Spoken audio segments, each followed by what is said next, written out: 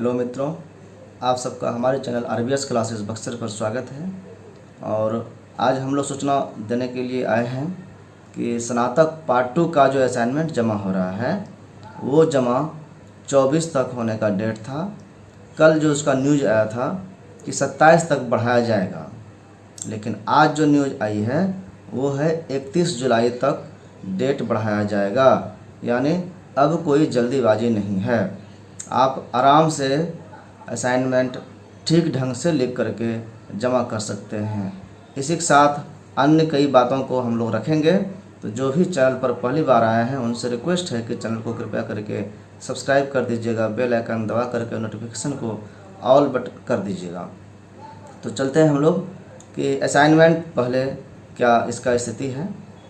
तो असाइनमेंट जमा करने का 31 जुलाई तक डेट दिया गया है, और चूँकि कोरोना के समय में कहा गया था 50% उपस्थिति, ऐसे धरातल पर ये नहीं है, सभी लोग आ रहे हैं। तो इतना समय तो चाहिए ही, कम समय मिला था, थोड़ा समय और चाहिए, तो वो समय मिला। 2 दिन छुट्टी अभी हो गई थी, तो वो भी काउंट हो गया कि इतना दिन का समय मिला है, लेकिन उस छुट्टी में कोई काम तो हुआ नहीं, तो इसलिए डेट बढ़ाया गया है। वीर कुंवर सिंह विश्वविद्यालय आरा का जो स्नातक पार्ट 2 18-21 सत्र वाले का चल रहा है असाइनमेंट 24 तक था, इसको बढ़ाया गया 31 जुलाई तक, एक सप्ताह का डेट बढ़ा दिया गया है। अभी हज़ारों विद्यार्थी असाइनमेंट जमा करने से वंचित रह गए थे। हर रोज़ कॉलेजों में बहुत भीड़ उमड़ रही थी। इसे देखते हुए ही इस डेट बढ़ाने का निर्णय लिया गया है। मालूम हो कि कोरोना से बचाव करने का ये नया नियम था कि 50% उपस्थिति के साथ में और घर से बना करके असाइनमेंट लाए और वो कॉलेज में सिर्फ जमा कर दे, वहीं अटेंडेंस बना ले, यही एग्ज़ाम हो जाएगा। जो थ्योरी एग्ज़ाम दूसरे सेंटर पर जा कर के एक साथ बैठ कर के 3 घंटे का होता था, उसको भीड़ भाड़ वाला एग्ज़ाम माना गया और उस पर रोक थी। इसीलिए इस तरह का नया व्यवस्था किया गया है। कोरोना की स्थिति में सुधार के बाद बेपटरी जो हो गई है, परीक्षा कैलेंडर को पटरी पर लाने की तैयारी की जा रही है। यहाँ आप एक नया बात बोलने की कोशिश कर रहे हैं हम कि यूजीसी ने कहा है कि सितंबर तक आप फाइनल ईयर्स वाले का एग्ज़ाम लेकर कंप्लीट कर दें रिजल्ट, ताकि अक्टूबर से नया सत्र चले। अब आपको याद होगा कि अभी जो पार्ट 2 का एग्ज़ाम चल रहा है, इसका सत्र क्या है? इसका सत्र है 2018 से 21 और आज 21 चल रहा है। अभी जो सत्र है वो 21 चल रहा है, यानी कि यही लड़का जो है पार्ट 2 का जो असाइनमेंट का फॉर्म जमा कर रहा है, यही फाइनल ईयर्स का भी स्टूडेंट है। अब आपको समझने के लिए दिमाग पर जोर डालना पड़ेगा कि जिस यूनिवर्सिटी में रिजल्ट प्रकाशन होता है उसमें सुधार की प्रक्रिया 6-6 महीना तक चलता हो, 3-4 महीने तक, 2 महीने से तो ऊपर फॉर्म भरने का प्रोसेस चलता हो रिजल्ट आने के लिए, और फिर दोबारा एग्ज़ाम लेकर के उसका रिजल्ट देने में क्या ये संभव है कि सितंबर तक हो जाएगा? अभी जुलाई चल रहा है, अगस्त और सितंबर मात्र 2 महीने हैं। काम कितना है ये देख लीजिए। इस पार्ट 2 वाले विद्यार्थी को पहले असाइनमेंट अभी आधा भी जमा हुआ है कि नहीं कोई बता नहीं सकता है, मेरे ख्याल से 70-80% जमा हो चुका है। तो ये सभी लोग असाइनमेंट पहले जमा करें। मान लीजिए 31 जुलाई तक डेट बढ़ाया गया है, 31 जुलाई तक इसको जमा भी कर दे, साथ साथ में इसका इवैल्यूएशन वर्क मार्क्स इसका फिटिंग कर दे विभाग, तो मान लें चलिए थ्योरी एग्ज़ाम हो गया। फिर कम से कम 10 दिन का, सप्ताह दिन का तो टाइम देना ही पड़ेगा प्रैक्टिकल के लिए। प्रैक्टिकल को माफ़ नहीं किया गया है, तो प्रैक्टिकल के लिए भी 10 दिन का समय आप समझ लीजिए कि दिया जाएगा। तो अगले महीने में अगस्त में 10 अगस्त तक प्रैक्टिकल एग्ज़ाम हुआ। दोनों का मार्क्स फाइल बना करके बहुत फास्ट करेगा तो 10 दिन में यूनिवर्सिटी जा सकेगा, यानी 20 अगस्त तक मार्क्स फाइल चला जाएगा। बहुत फास्ट काम किया जाएगा, तब ऐसे आराम से नहीं होता है, इस समय महीनों महीनों लगता है। तो वो 20 अगस्त तक मार्क्स फाइल पार्ट 2 का चला जाएगा। वो जाएगा तो वो फिर पार्ट 1 और पार्ट 2 को सामंजस्य करके एक फॉर्मूले के तहत, फॉर्मूला क्या है कि पार्ट 1 का जो नंबर प्राप्त था उसका आधा और इस असाइनमेंट से जो नंबर प्राप्त हुआ है इसका आधा करके दोनों को जोड़ दिया जाएगा, तो आधा आधा मिल करके एक पूरा हो जाएगा, तो वो नंबर पार्ट 2 का नंबर कहलाएगा। पार्ट 2 में ऑब्टेन मार्क्स में वो काउंटिंग होगा। तो ये भी फॉर्मूला वाइज जो है जनरेट करना है, सिस्टम यूनिवर्सिटी ने बनाया होगा, कंप्यूटराइज सिस्टम चलेगा ये, तो वो कंप्यूटर पर भी पहले फीड करना पड़ेगा ना। जो मार्क्स फाइल हार्ड कॉपी में लिख करके कॉलेज से जाएगा तो उसको कंप्यूटर में टाइप करने में समय लगेगा, तो वो भी 10 दिन समय लगाएगा, क्योंकि सभी कॉलेजों का वहाँ जाएगा, तो पूरा अगस्त जो है वो मार्क्स बनाने में ही समय गुजार जाएगा। अब तीसरा नियम क्या है? नियम है कि जब लड़का पार्ट 1 और पार्ट 2 दोनों पास कर लेता है तब पार्ट 3 में वो जाता है, नहीं तो पार्ट 2 में ही रह जाता है वो, यानी पार्ट 3 में जाता नहीं है, उसका प्रमोशन नहीं होता है। पार्ट 1 से पार्ट 2 में तो प्रमोट हो जाता है, पार्ट 2 से पार्ट 3 में प्रमोट होना नहीं है। तो इसका मतलब हुआ कि पार्ट 3 की जो क्रियाएं हैं वो तब तक स्थगित रहेगी जब तक कि इसका पार्ट 2 का रिजल्ट ना आ जाए। पार्ट 2 का रिजल्ट आएगा, पूरा अगस्त लग जाएगा। अगस्त मान लीजिए 1 तारीख को रिजल्ट दे दें, 1 सितंबर को, अगले महीने में जाकर के फिर 1 सितंबर में रिजल्ट अगर जारी कर दे कि यूनिवर्सिटी इतना पंक्चुअल हो जाए, तब 1 महीने के सेशन में काम कंप्लीट माना जाएगा। अब रिजल्ट जारी हुआ और उसी समय सब फॉर्म भरने के लिए लिंक जारी कर दें। पार्ट 3 में एडमिशन प्लस एग्ज़ाम फॉर्म भरने का काम, 2 काम तब बचेगा विद्यार्थियों के लिए। पार्ट 3 में पहले एडमिशन होना है, फिर एग्जामिनेशन फॉर्म उसको भरना है, तो इसमें भी कम से कम 10 दिन समय लगेगा, क्योंकि भीड़ भाड़ की क्रियाएँ हैं। ऑनलाइन काम होगा, ऑफलाइन काम होगा, ये चूँकि कॉलेज में ऑनलाइन व्यवस्था उतनी है नहीं अभी एडमिशन के लिए, सत्र पुराना है ये। अगर वो भी गेटवे के द्वारा कर लिया जाए तो सप्ताह से 10 दिन में संभव है कि एडमिशन के साथ साथ एग्ज़ाम फॉर्म भी भराया जा सके। तो सितंबर में चला गया 10 दिन तक। अब इसमें क्या उलझन होगा कि पार्ट 2 का जो रिज़ल्ट 1 तारीख को आया, उस रिज़ल्ट में अगर कुछ कमियां हो गई, कुछ प्रॉब्लम्स हो गया, स्टूडेंट को कुछ शिकायत है कि हमको फेल कर दिया गया है, तो वो फिर क्लेम करेगा, वो सुधार कराएगा, तो यूनिवर्सिटी कब सुधार करेगा, उसके लिए मौका कब दिया जाएगा। एक तो वो हो गया, छूट जाएगा। दूसरा है कि फॉर्म भराने के बाद फॉर्म का रेक्टिफिकेशन क्या आता है, फॉर्म भी भरने के लिए उसमें कुछ प्रॉब्लम हुआ तो उसके लिए भी सुधार का टाइम दिया जाता है। फिर एडमिट कार्ड लोड होगा, एडमिट कार्ड भी मान लीजिए 5 दिन में ही लोड कर दें, तो 15 सितंबर तक तो ऐसे ही समय पार हो गया। अब फिर इस सब का एग्ज़ाम लेना, एग्ज़ाम लेने के लिए आगे फिर क्वेश्चन तैयार करें।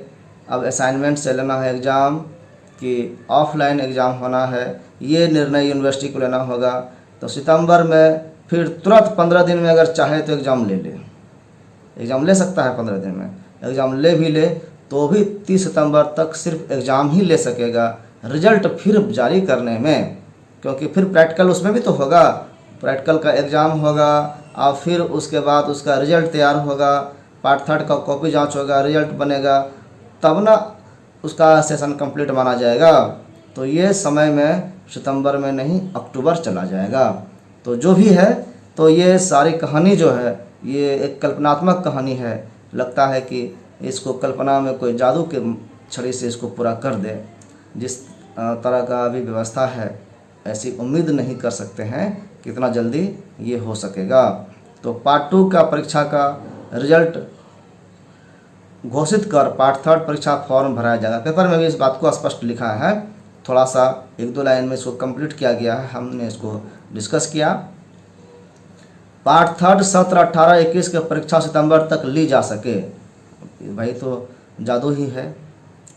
फिर है पार्ट 1 और पार्ट 2 के आधार पर जारी होगा रिजल्ट। इसकी चर्चा हमने कई वीडियो में पहले भी कर चुके हैं, अभी भी शॉर्ट में बता ही दिए कि पार्ट 1 और पार्ट 2 का हाफ नंबर करके मिलाया जाएगा, तो ये पार्ट 2 का रिजल्ट बनेगा। अब चलते हैं दूसरा खबर पर, नामांकन के संबंध में। यूजी और पीजी में अभी नामांकन में बहुत समस्याएं हैं। क्या क्या समस्याएं हैं आप इसको देखिए। शुल्क की समस्या है। आपको पता होगा कि लोग सरकारी स्कूल में, कॉलेज में क्यों पढ़ना चाहते हैं? थोड़ा फ़ी भी कम लगे, उसके रेपुटेशन होती है। अब प्राइवेट कॉलेज में क्या है, एफिलेटेड कॉलेज में, कि फ़ी ज़्यादा लगता है। जहाँ इधर 1000 से 1500 के बीच में लगता है, वहाँ पे 3 से 4000 लगता है। तो फ़ी में जो अंतर है ये हमेशा रहा है। अभी जब ऑनलाइन एडमिशन लेने की बात होने लगी तो इसमें जो है अब वेबसाइट पर कैसे डिफरेंट फ़ी को एडजस्ट किया जाए, ये समस्या आ गई। तो ये समस्या अब कैसे दूर होगा, यही पेच है और यही समझौता नहीं हो पाया है। सबने अपना अकाउंट IFSC कोड सभी कॉलेजों ने दिया होगा, मांगा गया था। उसके लिए पेमेंट गेटवे तैयार किया गया है जिससे पेमेंट होगा। अब यूनिवर्सिटी कैसे कहे कि प्राइवेट कॉलेज वाले ज़्यादा पैसा ले लें और ये सरकारी कॉलेज वाले कम पैसा लें? उनके नज़र में तो सब बराबर है। तो ये समस्या है। अभी VC साहब यहाँ पर थे नहीं, तो निर्णय थोड़ा सा अभी नहीं हो पाया है। और PG में जो UG में आवेदन जो हो रहा है तो उसमें अभी मौका दिया गया है। CBSE बोर्ड वाले के लिए रोका गया है कि अभी प्रकाशन नहीं करना मेरिट लिस्ट का। जैसे ही CBSE बोर्ड वाले का इंटर वाला रिजल्ट आएगा, 12 वाला, तो उनको भी मौका मिलेगा। इसीलिए 5 तारीख तक UG का अभी एप्लीकेशन डेट बढ़ा दिया गया है। अब ये CBSE बोर्ड का 25 से 31 तक के बीच में कभी भी रिजल्ट आ सकता है। उसमें भी बहुत सारे पेज हैं, लेकिन वो रिजल्ट जैसे ही आएगा फिर वो सारे पास आउट विद्यार्थी जो होंगे वो UG में एडमिशन लेने के लिए, स्नातक में एडमिशन लेने के लिए ऑनलाइन अप्लाई करेंगे। जब वो शामिल हो जाएंगे इसमें, तब मेरिट लिस्ट का प्रकाशन होगा। मेरिट लिस्ट का प्रकाशन 5 तारीख को होगा। तो अभी यही बात हो रही है। PG वाला जो है, PG का जो एडमिशन का अप्लाई हुआ है, तो PG में किसी का वेट करने की आवश्यकता नहीं है, क्योंकि पार्ट 3 का एग्ज़ाम का रिजल्ट आ चुका है 17-20 वाले का, और 20-22 वाले सेशन का अभी MA का एडमिशन हो रहा है। तो इनको अब PG वाला मेरिट लिस्ट जारी कर देनी चाहिए थी। जो अभी डेट आगे बढ़ाने के लिए ये जो बार बार चेंज हो रहा है, ये ठीक नहीं है। अब समस्या ये है कि इसको क्यों बढ़ाया जाए। PG में नामांकन का कहा भी गया है कि अब जो ये लास्ट डेट बढ़ा है ये 28-29 तक, बस यही है, इससे आगे बढ़ेगा नहीं। 28 जुलाई को मेधा सूची का प्रकाशन करने की बात चल रही है, कंफर्म नहीं हुआ है, लेकिन 28 से 30 तक में ज़रूर है कि मेरिट लिस्ट का प्रकाशन हो जाएगा। PG में किसका एडमिशन होना है, किसका सिलेक्शन हुआ है, यही चीज़ UG पर अभी लागू नहीं होता है। फीस को लेकर के पेच है। आज बैठक होने वाली है, बैठक पर जो है ये निर्णय होगा कि आगे कैसे और क्या करना है। UG में जिसका एडमिशन होना है वो आपको बात पहले कई वीडियो में बताए हैं कि इंटर में जो सब्जेक्ट पढ़े रहते हैं उसी के आधार पर ग्रेजुएशन में एडमिशन होता है, स्नातक में एडमिशन होता है।